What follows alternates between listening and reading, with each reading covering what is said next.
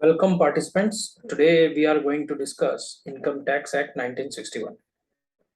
बात करेंगे income tax act की। तो हम सबसे पहले देखेंगे कि इनकम टैक्स की जरूरत क्यों है। किसी भी कंट्री को टैक्स की या इनकम टैक्स की या इंडिया को इनकम टैक्स की जरूरत क्या है।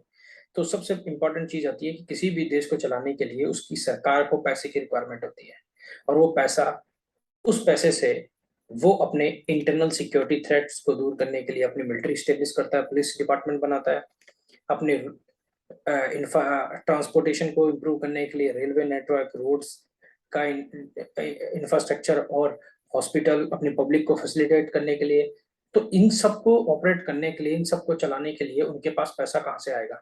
तो वो टैक्स किसी भी गवर्नमेंट के पास, यानी अगर हम बात करें हमारी ही गवर्नमेंट के पास की अगर बात करें, तो यहाँ पर टैक्स कलेक्शन के मेजर दो, गवर्नमेंट के पास दो तरह की इनकम के सोर्सेज होते हैं। एक तो टैक्स के फॉर्म में और दूसरी अदर देन टैक्स, यानी फिर वो बोरो करते हैं, लाइक कंट्री लाइक पाकिस्तान जैसी, कि वो उधार लेके ही अपना देश चला रहा है। जबकि हमारी जैसी कंट्री जो थोड़ा काम हम उधार लेते हैं, ठीक है, लेकिन हमारा मेजर सोर्स ऑफ इनकम हमारे इंटरनल सोर्सेज से ही है। अब अगर बात करें कि इनकम टैक्स 1961 की, तो ये भाई साहब जो हैं, ये जो दिख रहे हैं मंगल पांडे जी, इनको, ये पहले ऐसे व्यक्ति थे जिन्होंने 1857 की क्रांति को शुरू किया था, और इनको 1857 की क्रांति का जनक भी कहा जाता है। अब अगर हम बात करें तो मैं इसकी 1857 की क्रांति की रीजन में नहीं जाऊंगा उसके पीछे। अब 1857 की क्रांति जो हुई थी वो अंग्रेजों के खिलाफ इतनी हुई थी कि इनको बुरी तरीके से इंडियन रिबेल्स ने, जिनको कि बोला जाता है, या हम ये कहें कि भारतवंशियों ने इनको बहुत बुरा मारा उस समय, और इनकी प्रॉपर्टीज को नुकसान पहुंचाया। अब उस प्रॉपर्टी की नुकसान की भरपाई करने के लिए अंग्रेज हमेशा से वो कहते हैं ना कि शाने रहे, तो उन्होंने अपनी भरपाई की के लिए इन्होंने सोचा कि ये भरपाई हम किससे करें। तो उन्होंने क्या किया कि इस भरपाई को करने के लिए उन्होंने इनकम टैक्स लगाना शुरू किया, और वो टैक्स धीरे धीरे करके इनकी रेगुलर प्रैक्टिस में बन गया। फिर उन्होंने हर चीज पे टैक्स लगाना शुरू कर दिया, और इनकम टैक्स लगाने के लिए ये जो भाई साहब दिख रहे हैं, सर जेम्स विल्सन, ये ये इन्हीं का दिमाग था, और इनकी वजह से इंडिया में जो मॉडर्न इंडिया की जो हिस्ट्री है उसमें इनकम टैक्स एक्ट हम देखते हैं। तो आगे बात करते हैं हम इनकम टैक्स की, जो कि हमारे एग्जाम के पॉइंट ऑफ व्यू से बहुत इंपॉर्टेंट है। तो हम सबसे पहले बात करेंगे कि इंडिया का जो इनकम टैक्स स्ट्रक्चर है, या जो हम कह सकते हैं कि इसकी जो ऑर्गेनाइजेशन का जो स्ट्रक्चर है वो क्या है। तो वो देखते हैं एक बार, इनकम टैक्स अथॉरिटीज। सबसे पहले आएगा हमारा सीबीडीटी। इसका मतलब है central board of direct tax. उसके अंडर काम करते हैं principal director general of income tax और principal chief commissioner of income tax. अब यहाँ पर प्रिंसिपल के बाद में director general of income tax, फिर उसके बाद में principal director of income tax, फिर उसके बाद में डायरेक्टर ऑफ इनकम टैक्स और कमिश्नर, और उसके बाद में एडिशनल डायरेक्टर, फिर आ जाएंगे जॉइंट डायरेक्टर, फिर इस तरीके से डेप्यूटी डायरेक्टर, फिर असिस्टेंट डायरेक्टर, फिर इनकम टैक्स ऑफिसर, फिर टैक्स रिकवरी ऑफिसर, और फिर लास्ट में इनकम टैक्स इंस्पेक्टर। तो ये थी हमारी इनकम टैक्स अथॉरिटी। जनरली इस पे क्वेश्चन पूछा जाता है कि इनकम टैक्स अथॉरिटीज में सबसे जो सुपीरियर पोजीशन है वो किसकी है। तो वो है सीबीडीटी का। जनरली एक नेट के एग्जाम में कुछ इस तरीके से क्वेश्चन भी पुटअप किए जाते हैं, या फिर इनकम टैक्स में जो एमसीक्यूज पैटर्न पे जो टेस्ट होते हैं उनमें जनरली ये क्वेश्चन पूछ लिया जाता है। अब हम बात करेंगे कि टैक्स होते कितने तरीके के हैं। तो अगर बात करें तो टैक्स है एक, तो डायरेक्ट टैक्स, और इसका मतलब ये है कि टैक्स जहां जिस वही पर्सन या वही बंदा पे करेगा जिसके ऊपर उसका बर्डन है, यानी पे करने वाला भी सेम व्यक्ति है और बियर करने वाला भी सेम व्यक्ति है। जबकि इनडायरेक्ट टैक्सेस में ऐसा नहीं होता। जैसे हम सामान बाजार से मार्केट से कुछ चीज खरीद के लेके आते हैं, हम उस पर जीएसटी पे करते हैं। अब जीएसटी हमने गवर्नमेंट को नहीं पे किया, हमने उस शॉपकीपर को पे किया। अब उस शॉपकीपर की रिस्पॉन्सिबिलिटी है कि वो जीएसटी का कलेक्शन करके गवर्नमेंट को पहुंचाए, गवर्नमेंट तक पहुंचाए। भाई इसीलिए तो ये इंपॉर्टेंट है, इसलिए इसको इनडायरेक्ट टैक्स बोला जाता है, क्योंकि इसमें बर्डन तो कंज्यूमर पे आता है और उसकी पे करने की रिस्पॉन्सिबिलिटी उस रिसीवर की होती है जिसने वो टैक्स कलेक्ट किया है। अब इनकम टैक्स में बात करते हैं पर्सन की, कि इसमें पर्सन में कौन कौन आएगा। तो सेक्शन 2 सब सेक्शन 31 जनरली इस पे भी बेस्ड एग्जाम में क्वेश्चन पूछ लिए जाते हैं, सेक्शन से रिलेटेड भी। तो इसमें सबसे पहले इंडिविजुअल, इंडिविजुअल में male, female, minor child etcetera, जैसे कि Ram Sita. Hindu undivided family, company, a firm, LLP भी, एसोसिएशन ऑफ पर्सन और body of individual. Generally students को एसोसिएशन ऑफ पर्सन और बॉडी ऑफ इंडिविजुअल में कंफ्यूजन रहता है कि ये है क्या। बॉडी ऑफ इंडिविजुअल का मतलब ये है कि ये एक कॉम्बिनेशन है इंडिविजुअल का, जैसे कि राम, सीता, लक्ष्मण, या फिर मैं ये कहूं कि अमित, सुमित, रवि, ठीक है। तो इस तरीके से ए बी सी डी मतलब इंडिविजुअल का ग्रुप, तो उसे हम बोलेंगे बॉडी ऑफ इंडिविजुअल। और हम बोलते हैं association of person. Association of person में कोई इंडिविजुअल भी हो सकता है, कंपनी भी हो सकती है, फर्म भी हो सकती है, या फिर कुछ हिंदू अनडिवाइडेड फैमिली भी हो सकता है। लोकल नेक्स्ट है local authority, municipality, municipal corporation और artificial judicial person.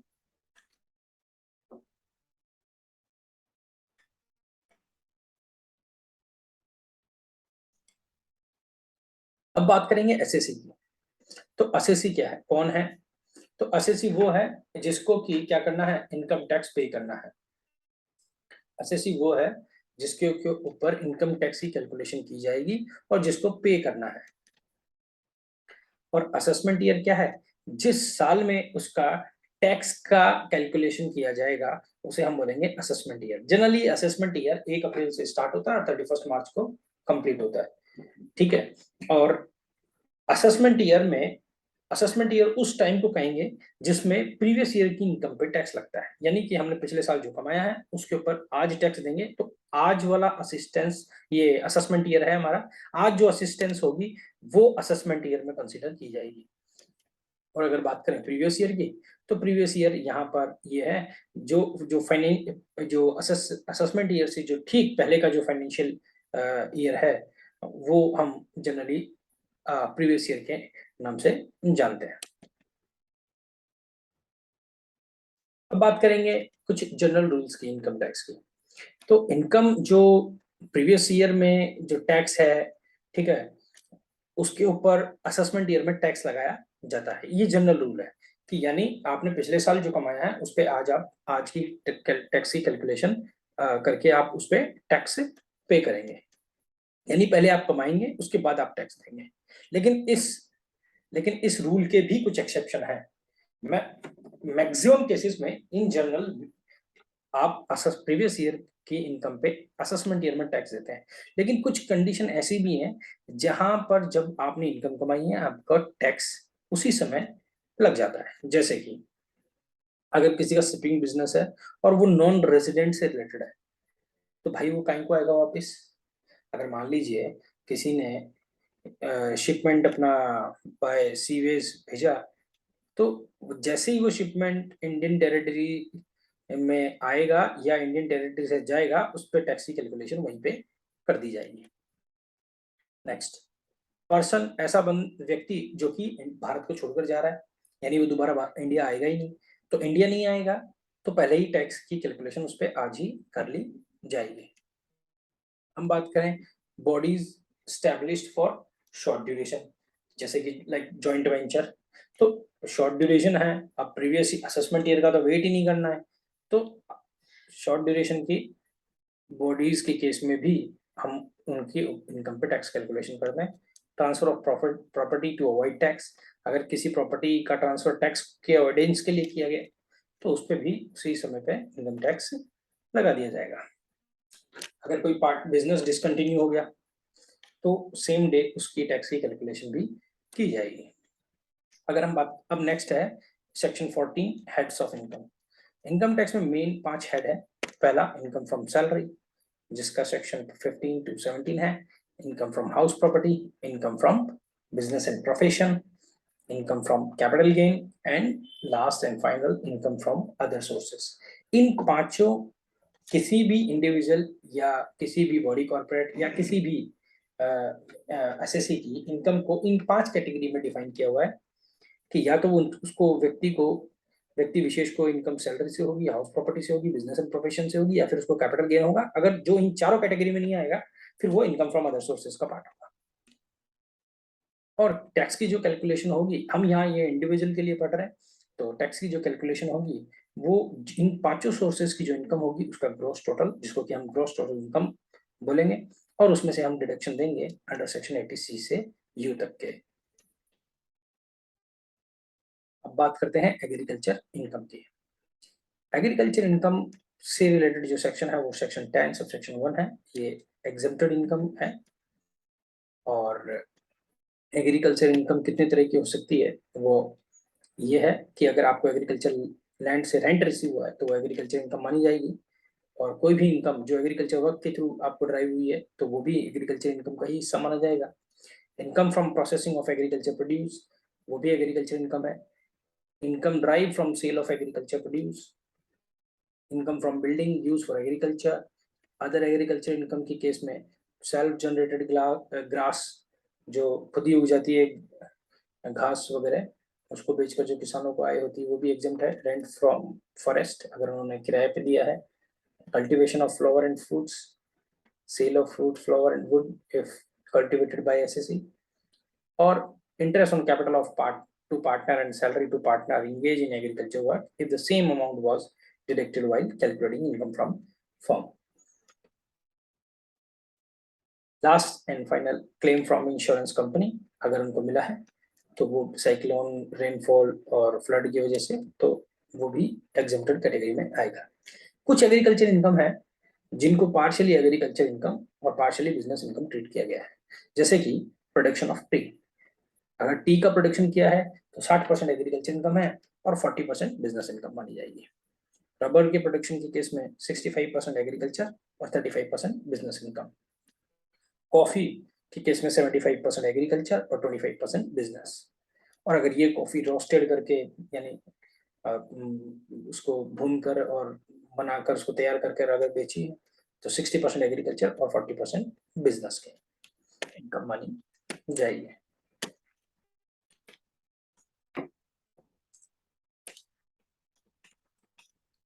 Thank you for watching. Next video में मिलेंगे रेजिडेंशियल स्टेटस के साथ।